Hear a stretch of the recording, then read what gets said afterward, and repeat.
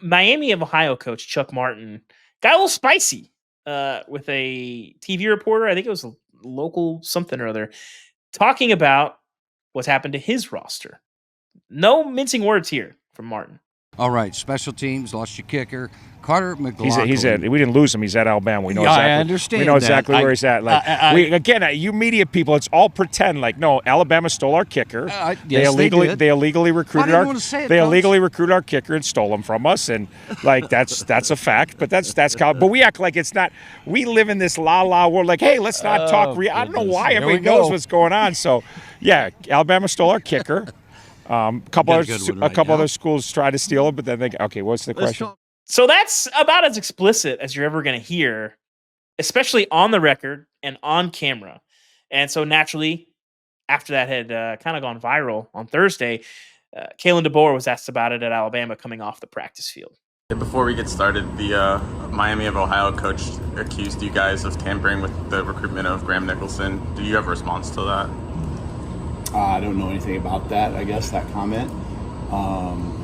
Yeah, I mean, he entered the portal and we reached out to him. So that's how it goes, right? So we did everything that we were supposed to. Chris, I feel like this is the tale as old as time with tampering, okay? Defining tampering they're very difficult because it's not that hard to do. There are so many go-betweens and so many people, and I'm sure that there's probably some truth to Chuck Martin saying that they stole their kicker.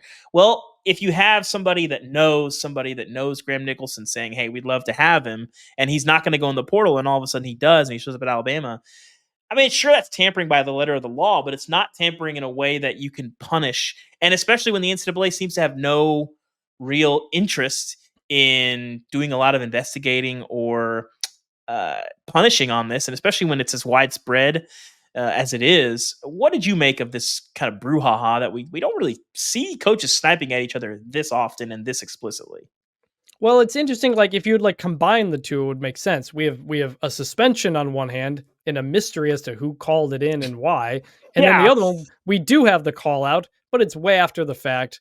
And I assume nothing's going to happen. Chuck Martin, by the way, told our Justin Williams earlier this year that a Miami of Ohio player had opposing coaches waiting outside his house when Miami returned from its bowl game. We didn't talk about Miami in the group of 5 tiers here.